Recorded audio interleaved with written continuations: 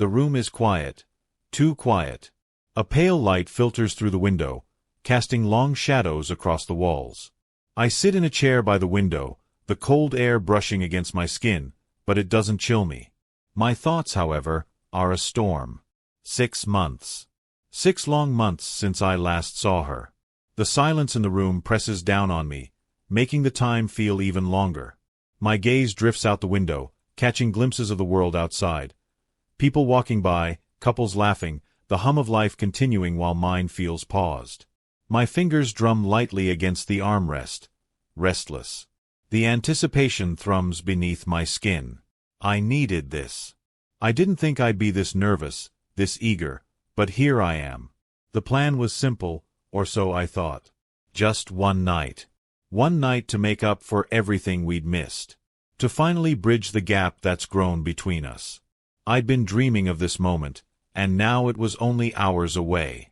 I lean forward, my elbows resting on my knees, and run a hand through my hair. My thoughts keep circling back to her. Sandra. It's strange. How much I miss her, how much I still crave her presence. Her laughter, the way she would look at me with those bright eyes like she could see through everything I was. 6 months, and I've never felt farther from her. But tonight was supposed to fix that. I could feel it, how much she wanted this too, how much we both needed it.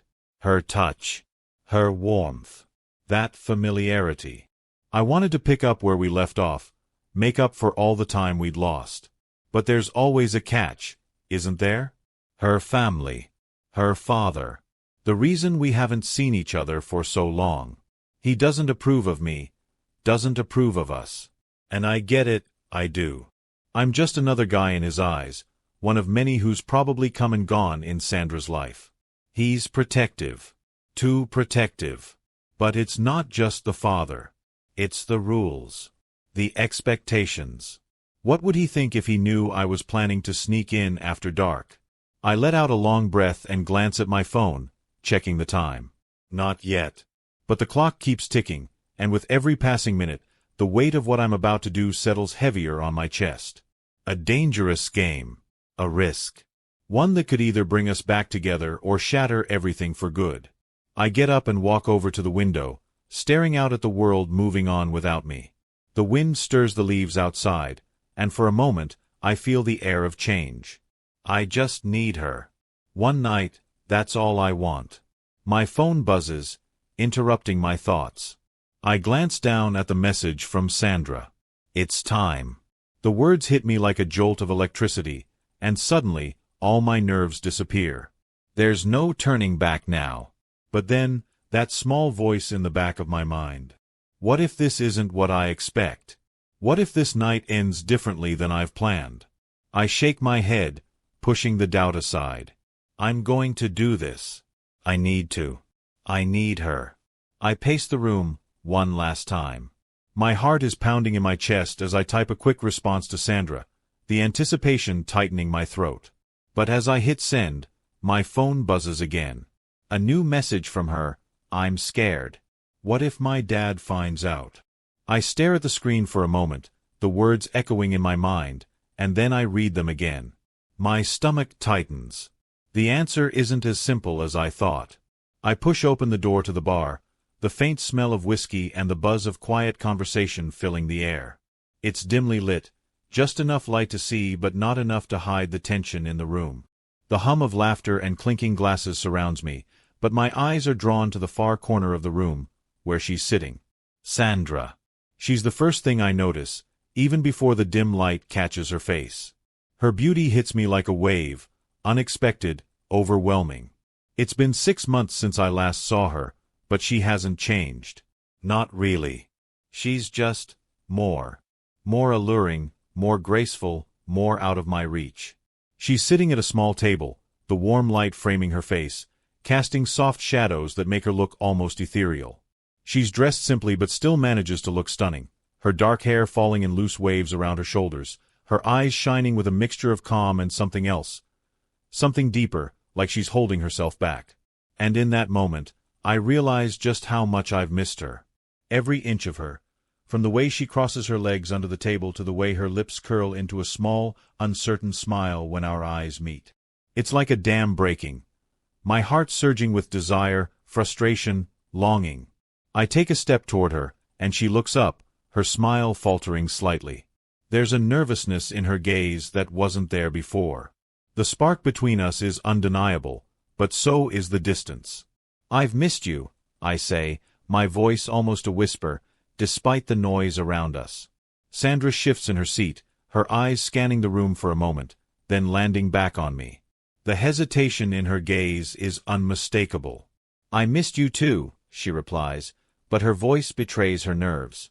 I sit down across from her, the space between us still heavy with unspoken words. The tension is thick, the kind that comes from months of distance, from rules and expectations, from things left unsaid. And then she speaks, breaking the silence with a quiet, almost apologetic tone. "My parents wouldn't allow me to sleep outside. It's a holiday. No lie will work." The words hang in the air, sharp and final.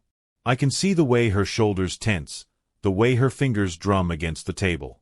Sandra's parents are everything to her father especially. Overprotective. Strict. I've always known that, and it's never been easy to navigate. I take a deep breath, trying to suppress the frustration bubbling up inside me. "Okay, no problem," I say, though it's more for my own benefit than for hers. "We'll figure it out." Her lips twitch in what might be a smile, but it's quickly masked by the concern in her eyes. She knows as well as I do that this isn't just about finding a place to sleep. It's about sneaking around, about playing by rules that neither of us really want to follow. I force myself to lean back in the chair, the tension in my body fighting against the calm I try to project. I can't stop looking at her. My mind races, my thoughts swirling around the possibility of what could happen tonight. But Sandra, she's different. She's holding back. As the minutes pass, the conversation between us starts to settle into a rhythm. We talk about the months apart, about the lives we've lived, the small changes we've made. She's been busy with family, with school. I've been working, trying to move on, but none of it feels right. Nothing compares to being here with her, even if it's just this, a quiet conversation in a dimly lit bar. Her laugh is the same as it always was. Light, infectious. But there's a layer of caution beneath it. Her eyes flicker toward the door occasionally, checking if anyone is watching. It's subtle, but I notice. I can't stop watching her, how she tilts her head when she listens, the way her lips curl when she smiles. How she moves, how she speaks, it all feels like it's pulling me closer, even as she distances herself in little ways. There's a part of her that's still here, but another part of her is holding back, keeping everything in check. Her fingers brush against mine as she reaches for her glass, and my breath hitches. It's so small, that touch, but it ignites something in me, a spark that I can't ignore. I want more, but I keep my hands on the table, still. Sandra catches my gaze for a split second, and there's something in her eyes. Something I can't place, but I feel it deep in my chest. She wants this too. But she's scared. She's scared of what this means, of what her parents will think, of what could happen if we cross this line. "I don't want to sneak around, you know," she says suddenly, her voice quiet. "But what choice do I have? My dad, he'll never understand." I nod, but inside, something sharp stabs at me. We're playing by their rules, not ours. I can feel the tension building between us. The distance between us that I've been fighting to erase. I need to break it. I need to push forward. I lean in slightly, my voice low. "We can make this work. Just one night, Sandra. One night to make up for everything we've lost." She looks at me, her eyes wide, the uncertainty still in them. But there's something else there too. Something that tells me she's on the edge of making a choice. But before she can say anything, her phone buzzes on the table. She glances down at it, her face going pale. "Dad just texted me," she whispers, her hand shaking slightly as she picks it up. I feel my heart skip a beat. "Your dad?" I ask, my voice tense. She nods, the screen of her phone casting a cold light on her face. "He's on his way home. The words hang in the air, thick with the weight of everything that could go wrong. And then, just like that, my plans start to unravel. The weight of Sandra's words still hangs in the air. "Your dad just texted me." My mind races as I try to process what she's saying. It was supposed to be simple. A quiet night. No rules. But now everything's spiraling. I lean in closer, feeling the cold air of the bar pressing in on me as the tension builds. Her father. The man I've always feared, always respected, in a way. I know how much he means to her, and that's part of the reason she's so cautious. But I can't back down now. I won't. I look her in the eye, my voice low but determined. "What if I go home with you, spend some time in your room, and leave at dawn?" Her eyes widen, her lips parting in surprise before she quickly shakes her head, her hands fidgeting nervously with the edge of her glass. "What are you talking about?" she mutters, her voice a mix of disbelief and fear. "You want my dad to descend on you?" "No. Just go home. We'll find a way someday." I feel my heart sink at her words. Find a way someday. That's not good enough for me. Not now. Not when I'm this close. "No," I say, my voice firmer this time, more resolute. "I'm not going home. I came all this way, and I'm not leaving without being with you. We're not just going to let this go." My eyes never leave hers. "We're this close, Sandra. I'm not backing out now." She bites her lip, clearly torn. Her fingers dig into the fabric of her dress, and for a brief moment, I see the tension in her shoulders, the weight of the choice she's facing. I don't want to get you into trouble. You don't understand," she whispers, almost pleading. Her voice is filled with fear. "My dad, he'll never forgive me if he finds out. You know what he's like." I lean back in my chair, my mind spinning. I've never been one to back down from what I want. And right now, what I want is her. "I don't care about the consequences," I say quietly, my voice almost a challenge. "I'm not going to let another 6 months pass like this. We'll make it work. We always do." Her gaze softens, but it's clear she's still hesitant. "This is crazy." "You're crazy," she mutters under her breath.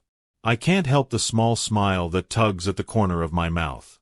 "Crazy enough to take the risk," I say, my voice full of quiet determination. "We're already here. We'll figure the rest out." There's a long silence between us, the weight of the moment pulling at both of us. But I know, I can see it in her eyes, that she's considering it. The spark of possibility, of rebellion, flickers in her gaze. "Okay," she says finally, her voice low. "But you have to promise me one thing." She leans forward, her eyes narrowing slightly. "Promise me you won't do anything stupid. This isn't just about us."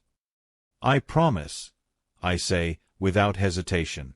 And in that moment, I know we've both crossed a line, one that there's no going back from. We leave the bar soon after, our conversation subdued but heavy with anticipation. Sandra's phone buzzes with a message from her father. I can't stop thinking about what she said. "Promise me you won't do anything stupid." The words keep echoing in my mind as I walk behind her in the dimming streetlights. I try to focus on the task ahead, sneaking into her house. The adrenaline surges through me like an electric current, and I can barely contain the excitement building inside me. We stop by her front door, and Sandra turns to me, her eyes filled with a mix of fear and excitement. "Okay, I'll text you when it's safe," she says, glancing over her shoulder to make sure no one is watching. "But you have to be quiet. My family can't hear you. You have to be careful." I nod, swallowing hard as she walks inside, leaving me standing in the shadows. My heart pounds in my chest, the thought of sneaking into her house making me feel like a thief. But I push that thought aside. I don't care. I don't care about the consequences. Not anymore. I pace back and forth, every step in sync with the growing tension that pulses between us. Sandra texts me updates, and I can almost hear her voice in each message. "Dad's watching TV. Mom's in the kitchen. It'll be a while. They're still up." but I think they'll be asleep soon. Each message feels like a promise, and with every passing minute, I can feel the distance between us closing. But also, the danger growing. The tension is thick, palpable, like the air before a storm. I glance at my phone again. It's almost midnight. The quiet night air is thick with anticipation. My heart races, not just from the fear of being caught, but from the overwhelming need to be with her. To feel her. To make up for every moment we've lost. This is insane. I push the thought aside. I can't stop now. I can't turn back. It's safe. You can come now. Her text pops up, and I take a deep breath, trying to calm my nerves. I move slowly, silently, like a shadow in the night, my footsteps as light as I can manage. I make my way to the side of the house, sneaking through the gate that leads to her window.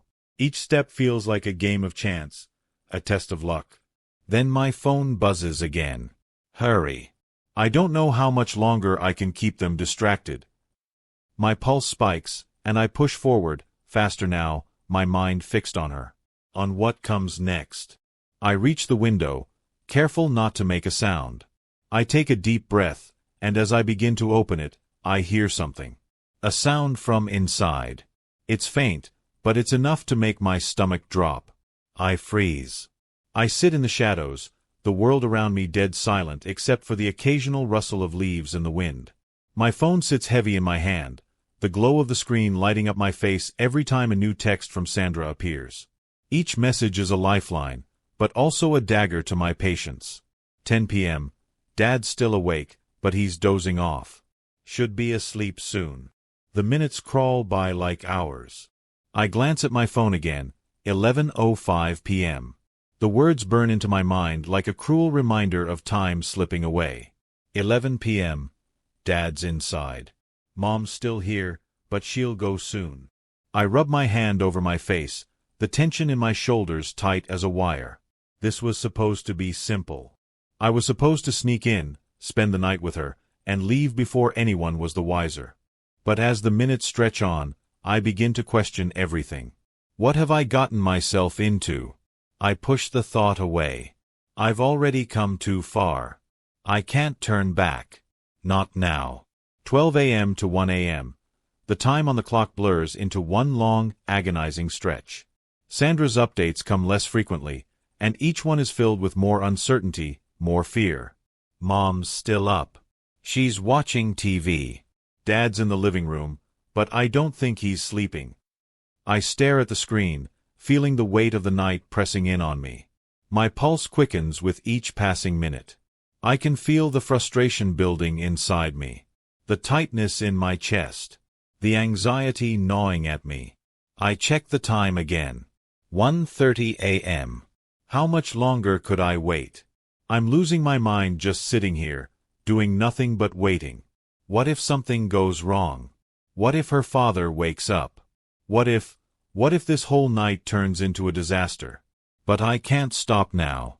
I can't. I text back. How much longer? Her response comes quickly, almost immediately. I don't know. Mom's been in and out. I think she's about to go to bed, but just be patient. Patience. That word is a cruel joke right now. My legs ache from sitting in the same spot, my mind buzzing with 1,000 different scenarios. How much longer could this go on? Could I really sit here, waiting, while everything else in my life falls apart? Another minute ticks by, then another.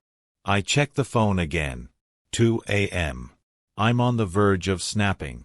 This isn't how it was supposed to go. At 2:15 a.m., I hear the buzz of my phone again, but this time, it's different. The message feels off. I'm sorry, I fell asleep for a bit. Dad's still awake, Mom's in the living room, and they're talking. I stare at the message, my stomach sinking. I type back quickly. What do you mean, they're talking? I wait for what feels like an eternity before her response finally comes. Dad's talking about work. Mom's sitting there, but I don't think they're going to bed anytime soon. I rub my forehead, frustration mounting. I glance at the dark sky above, the the stars barely visible through the haze of the night. How did we get here? Why is this so complicated? I can feel the anger bubbling up inside me. I had no idea how much longer I could stand this. My patience was running thin, but I couldn't back out now, I think to myself, biting my lip, trying to ignore the rising panic that grips my chest. I text back, trying to hold on to some shred of control. I can't wait any longer. I'm losing it. Just a little longer. I swear. I'm not sure I can believe her anymore. The clock keeps ticking, each second mocking me, reminding me of how close I am to the edge. My mind races with possibilities. What if Sandra's parents never go to sleep? What if they catch me? What if this entire night falls apart because of one stupid mistake? The feeling of desperation fills me, the walls of my mind closing in. Then, just as I'm about to put my phone away, I hear it, a sound from inside. The hairs on the back of my neck stand up. I freeze, straining to hear. The faint murmur of voices. The door creaks open. The phone vibrates in my hand, a sudden pulse of urgency. I can barely breathe as I glance at the screen. You can come now. But make sure your footsteps aren't heard. This is it. The moment I've been waiting for. The weight in my chest lifts slightly, but only to be replaced with an even heavier tension. My fingers grip the phone tightly as I take one last look at the house, shrouded in darkness. I try to steady my breath, but my heart races. The silence around me is deafening, the only sound the soft shuffle of my own shoes against the gravel. My every movement feels like it's under a microscope. I can almost hear the creak of the floorboards already, imagining the sound echoing through the house, alerting her parents. Every muscle in my body is taut with nerves. I step cautiously toward the back of the house, keeping my body close to the shadows, hoping the darkness will hide my presence. The soft rustling of leaves and distant night sounds are the only things that keep me grounded as I approach the door. The key I was given feels heavier in my hand now, and I fumble slightly as I insert it into the lock. It clicks open, and the rush of cold air from inside the house greets me like an omen. I take a slow, deliberate breath, pushing the door open as quietly as I can, cringing at the squeak of the hinges. My nerves flare with every second that passes. This is it. The threshold of everything I've been waiting for, everything I've risked. I slip inside, feeling the cool, empty air of the hallway surrounding me. The house is still, eerily quiet. My heart pounds in my chest, each beat echoing in my ears. I inch my way down the hallway, the faint light from Sandra's room barely visible at the end of the hall. The sound of my footsteps, soft, deliberate, seems louder than anything else, but I press on. The hallway stretches out in front of me like an endless corridor, each step drawing me closer to her. When I reach her door, I pause, my hand hovering over the handle. I glance at my phone for reassurance.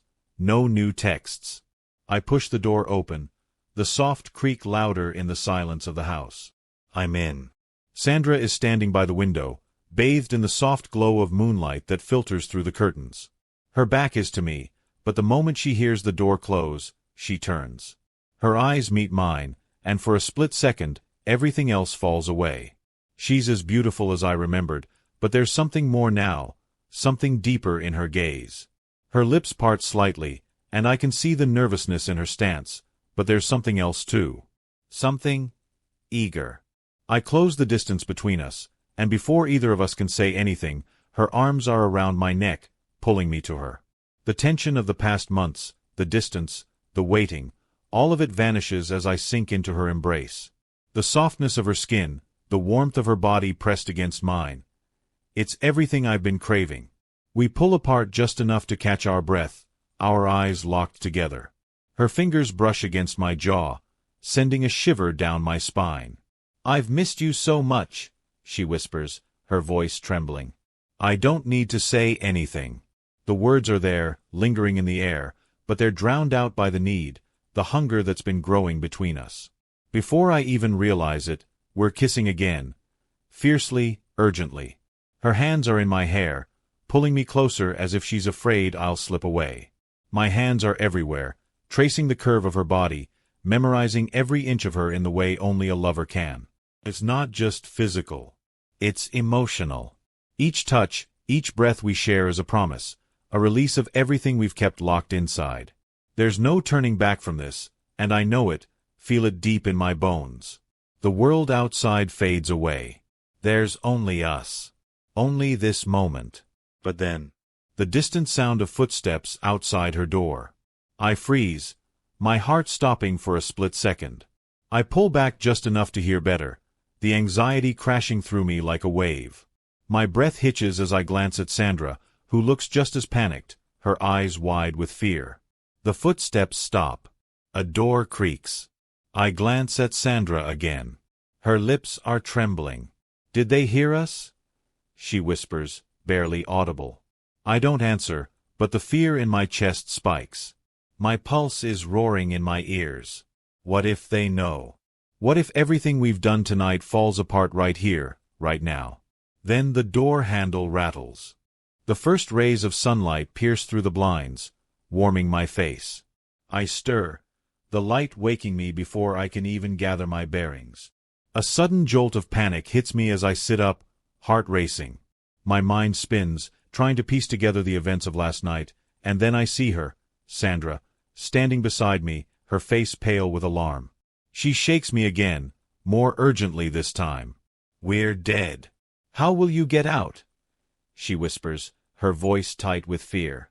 My throat feels dry, and I blink rapidly, trying to clear the fog of sleep. The room seems foreign now, unfamiliar in the daylight. The reality of the situation crashes down on me, the sense of impending doom settling in. I try to steady myself, but my thoughts are all over the place. Her dad's awake? I can barely believe it. How did I sleep through that? How long has he been up? The panic is almost suffocating. What do I do now? Sandra glances at the door nervously, then back at me. I heard him. He's sitting outside, watching TV. My stomach sinks, the weight of her words pressing down on me. The silence in the room feels too heavy, too thick. I glance at the door, then back at Sandra. She's visibly shaking now, her hand gripping mine with a mixture of desperation and disbelief. I don't know what to do, she whispers, her voice barely audible. I feel the air grow thicker as I try to figure out my next move. But I don't have a plan. I'm not sure there's any way out of this without everything falling apart. He leans back on the couch, his eyes never leaving mine. Ever since I set my eyes on you, I knew you're a good boy, he says, his voice warmer now, almost fatherly. Don't sneak around. Come greet us. Feel comfortable here. I know my daughter has a boyfriend. You don't need to hide. The words hit me like a freight train. Boyfriend?